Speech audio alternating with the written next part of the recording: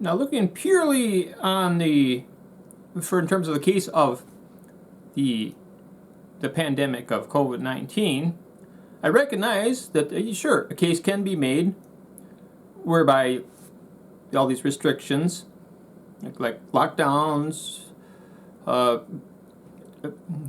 attendance limitations of gatherings, masks. I always recognize, sure, a case can be made for those to help limit the spread of the COVID-19 epidemic.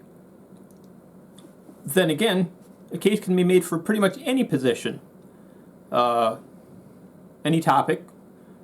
That's why in debates you have two sides. One side makes one case for that, and the other side can make an opposing case. My position, I'm on the side of a full open, of no restrictions, none whatsoever. And I think a good case can be made for that. And why I come to that position is that, yeah, sure, a case can be made on one side, and on my side, the case can be made for mine, and we have sort of like a stalemate. But there's no preponderance to make a case really one way or the other, specifically in regard to just in terms of the medical biological matter of a transmission of this COVID-19 virus. Just on that. Now, if you're just looking at that, then I think it's kind of like a draw. There's no overwhelming one way or the other. But so that we have like a wash there. But the thing is, what from my perspective, what it looks like to me is that I've come to the conclusion that trying to control the virus is like an exercise in herding cats. It's an exercise in futility. Let's see, compare with the best comparison would maybe be something like the country of Sweden, that has, for the most part, has had a full open the whole time, and there's not been any nightmare scenario there that a lot of the mainstream media and public officials would have you believe would necessarily happen any place where you have a full open. Now, if you compare Sweden with like other countries that have had like much more, had a lot of lockdowns and severe restrictions, some of those countries have done better, and some have done worse. So from looking at that, it looks to me like it doesn't matter if you have a full open or a full lockdown. The virus is going to do its own thing, like a bunch of cats. You could put all this effort into trying to herd the cats. It doesn't matter how much you work, the cats are still going to do their own thing. These viruses, they're mysterious creatures that, these epidemiologists and celebrity experts go on the air and they pretend like they know all this about viruses, but they don't. There's little known about them. They're mysterious creatures. We don't know. There's so much we don't know about them, about why viruses, how they behave. But they have this celebrity experts like to have this hubris when they go on the air, like, oh, they know all this. But they don't. So, like, if we have this situation where it's a wash, where there's no, the thing is, that's part of the problem is that on the mainstream media and these public officials, they don't grant the possibility that there's a case against all these restrictions. They pretend like there's no case can be made for a full open when there clearly can be. So like so. And then if you're looking at this as so that like it's a wash. There's no reason to necessarily believe one way or the other. But when I think once you have that, when you have the stalemate in the debate, what should tip the balance? Well, let's look at the consequences of all these draconian restrictions. It has had devastating consequences in terms of society, of both economically, all these small businesses that are getting ruined, destroyed, while the billionaire CEOs of the online giants and big box brick and mortar places that have largely been allowed to stay completely open. Maybe they got magic air there that repels the virus. I don't know why they've been allowed to stay open, but I guess they have magic air in them, inside them. Well, they thrive. Corporate CEOs thrive. The corporations thrive, by and large. Now these small brick and mortar these small brick and mortar businesses, they get devastated. So it's that should tip the balance towards full open. So if everything else is equal in terms of making a case between full open versus maximum lockdowns and restrictions and mask mandates, if it's complete, if each guy's side makes their case and it's a draw in terms of controlling the spread of the virus itself, then what should tip the balance? What should be the tiebreaker? Looking at the consequences of these heavy-handed restrictions.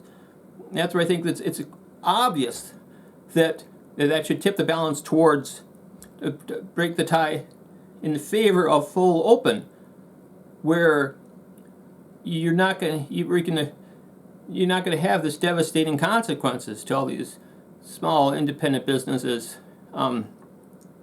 bars, restaurants, gym salons, that they're not able to weather these economic crises. These owners have had built up their whole. They spent their lives building up these businesses that are just getting devastated. It's not the pandemic that's devastating them. It's not that many people that are home sick.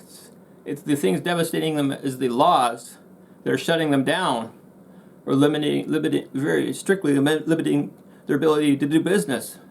That's what's destroying them. It's the orders from governors and mayors across the country and across the world that are destroying these businesses. Those are specifically those orders, not the pandemic, not the virus itself. So they should stop blaming the virus. No, it's not the pandemic. No, it's the orders from politicians that are destroying these businesses. And it's also causing problems with social isolation, psychological problems, as people are, we are social creatures. We're not meant to be forced into isolation. We're not meant to be social distancing. That's just another word for social isolation, separating ourselves from each other. That's not good. That's not healthy. But in the media, mainstream media, they talk as though there's no consequences from all these restrictions and lockdowns, as though they're inevitable. But there's not inevitable. They're decisions. They're making these lockdowns, making their restrictions, the mandates. Those are normative value judgments made by politicians. Normative judgments are not scientific statements. We're all on equal footing when it comes to normative judgments. You cannot, because like normative judgments are like imperatives. Let's say something is good or some action is bad. There's no way to empirically verify good versus bad. So we're all on equal footing in terms of deciding what is good and what is bad. The scientists, they can't help us there. It's all up to the buck stops in the case of the restrictions, the buck stops with the governors and mayors who decide. They think this is overall good to shut all these businesses down and drive them to bankruptcy and cause all sorts of psychological problems from social isolation. That's on the governors and the mayors. That's all on them. They can't say, oh, the virus caused me to do this. They can't say, oh, the scientists told me to do this. No, it's their decision. It's their normative value judgment. They need to be held responsible for that. And they should take responsibility for those decisions and for the consequences of those decisions. And so, yeah, there's plenty of evidence that masks don't help. In some cases, they may make it worse in terms of community wearing of masks. There's just a recent Danish study came out that there's no significant, they made no significant difference in terms of virus transmission by wearers of masks in a community setting. There's plenty of reason to believe that, yeah, masks are no help. There's plenty of reason to believe that lockdowns don't help. There's plenty of reason that even restrictions of businesses and attendance, occupancy, has no help, makes no difference in terms of the spread of the virus. I mean, it's a value. It's a judgment call. No, there's no like way to empirically or logically or mathematically say, oh, this is the right decision, this is the bad decision. It's conceptual. It's about right and wrong. And you need to make a decision. What is the good thing to do and what is the bad thing to do? My judgment call is these lockdowns, restrictions are bad overall.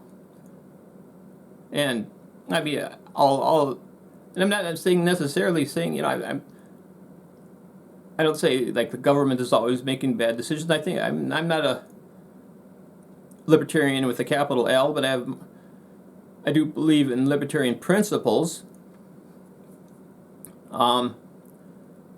where as long as the government, what I believe is a standard that should be made, is that these sort of regulations should be based on a standard of the people should it should be both an agreement between the government and the people. Say like the government should make regulations, and they say this is your best for you, and the people should be agreeing, yeah, we want that protection also.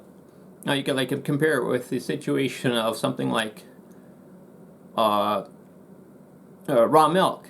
That's been an ongoing controversy there, where the government says we need to protect you from raw milk. Government says all milk should be pasteurized to protect you, the public. But there are some members of the public that say, no, we do not want your protection there. We want to drink raw milk because any danger is worth the risk of, given all the benefits that they believe the raw milk provides. So now there's been a way to been some acquiescence on the part of the government where people can at least in Minnesota, I believe they can access raw milk through the farmer if they go directly to the farmer that produces the raw milk. But that's the only way, as far as I know. I think there should be more ways to do that. Maybe you could have go to like a co-op and have raw milk behind the counter. I think the worry by the government is that, well, so people are gonna, if it's in the regular dairy section, people might pick it up by accident without realizing they bought the raw milk, and then they could be in danger of themselves and their family by drinking unpasteurized milk once they bring it home. So one way to get around that is to, like I say, you could put it behind the counter And that way you can be sure that the people who specifically ask for the raw milk would be the only ones getting it. So that's one way to make sure that, yeah, both the people that want the government's protection in terms of making sure that their milk is pasteurized, and the ones that do not want that protection are not forced to only have pasteurized milk to choose from. But yeah, but here in the case of the, let's say for the mask mandates, that standard is not met. There's a lot of people that do not want the government to force them to wear masks in public places indoors because they do not believe that it is worth not only the discomfort but also the potential health dangers of rebreathing carbon dioxide and having their oxygen limited, along with potential of the masks being grow houses for pathogenic bacteria and fungus. And so a lot of us, including myself, don't think we should be forced to wear them. But that's not the case, for instance, with something like seat belts or secondhand smoke.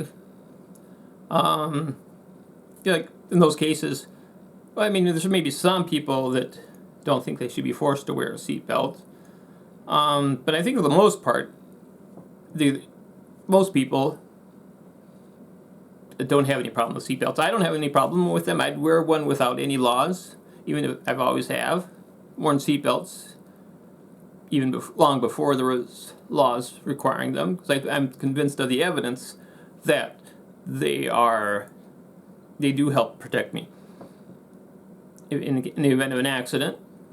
Something like secondhand smoke. I'm not a smoker. I don't like breathing secondhand smoke, and I'm also convinced of the evidence that the secondhand smoke is dangerous. There's plenty of evidence that over the years that has been accumulated that secondhand smoke is dangerous. So I support laws that ban indoor smoking in most public areas. But yeah, that's a judgment call. I think that there's enough evidence there. But I don't think that's the case with masks. I don't think that's the case with lockdowns or attendance limitations. There's just not enough evidence, not even close to enough evidence. There's plenty of counter evidence falsifying the premise that masks are beneficial in preventing a spread of a virus. There's plenty of evidence that lockdowns are no help in preventing a spread of an epidemic of a virus specifically. I don't think there's any evidence whatsoever that social distancing helps whatsoever in preventing mitigating the spread of a virus. But instead there's been this incessant stacking of the deck of a combination of confirmation bias and argument from authority and begging the question, and get all these dramatic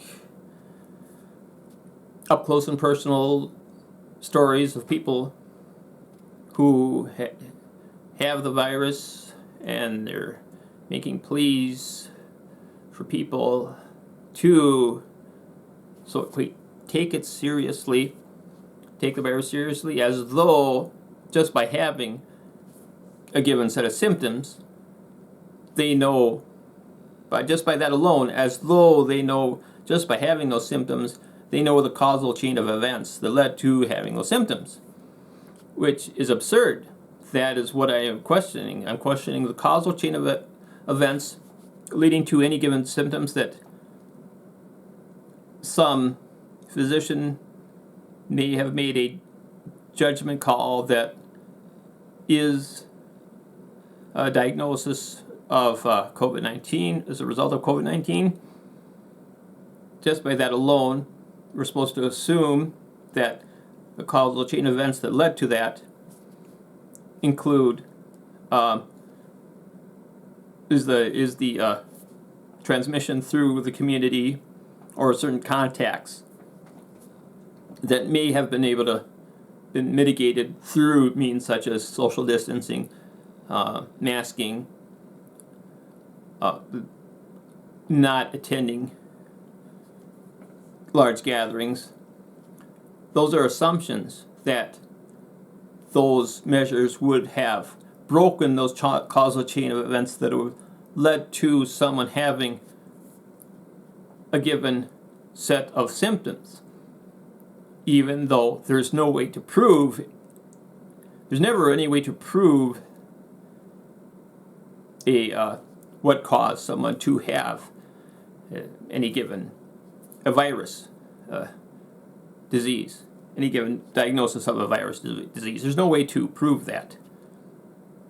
Causation as a thing in itself is never a provable phenomena, because causation as a thing in itself is not an empirically verifiable phenomena.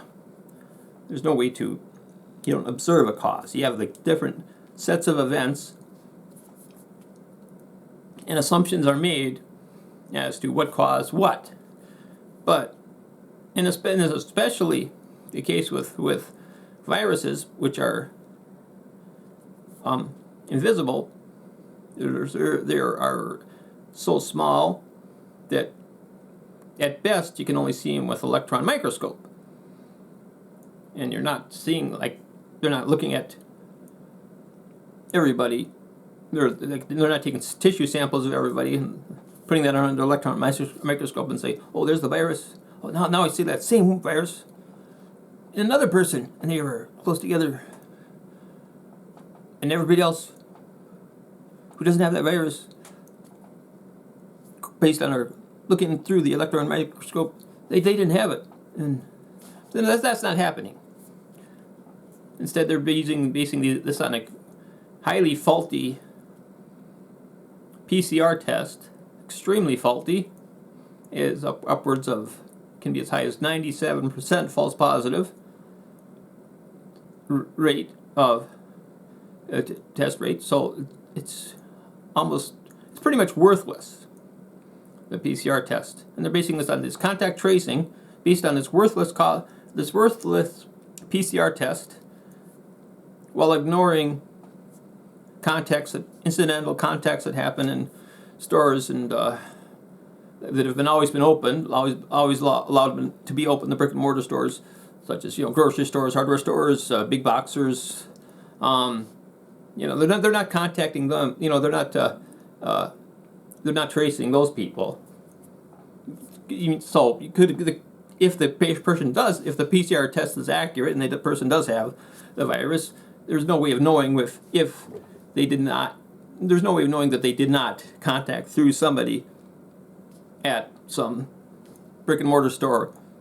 Like, those are going to be anonymous people. The random people, you don't know if they caught them from them at this brick and mortar store. Instead, there's an assumption is made that the person caught it.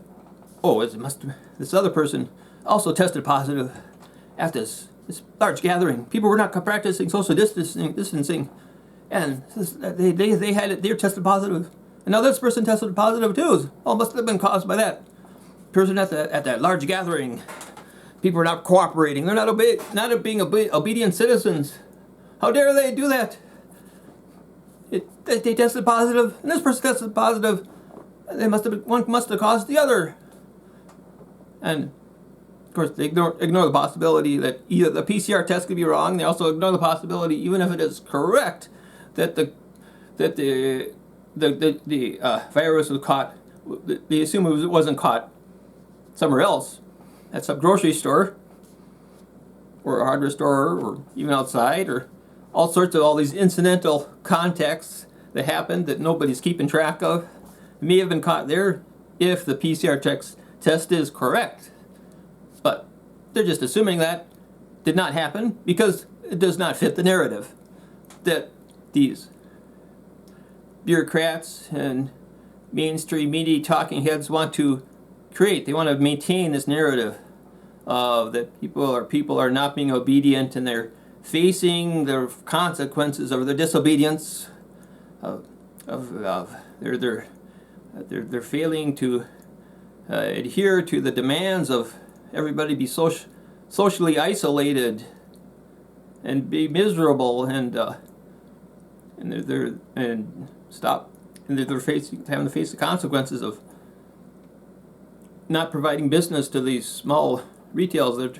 It's as though the bureaucrats and media are trying to shut down the small independent businesses. They want everybody to be socially isolated, create all these economic and psychological problems for society. So it's as though that's what the media and the politicians are trying to do. I find that troublesome. They're ignoring all the evidence to the contrary to their narrative. That's what I wanted to talk about. Well, actually, I was trying to make this real quick video, but I have all these things on my mind, and I keep forgetting to make these videos. I need to make them more often, I guess. Well, if anybody watches this, thanks for watching. I don't get many views on these. Hopefully I get some. A few. Feel free to subscribe. I'm stuck at 6 subscribers for the longest time. I don't know why.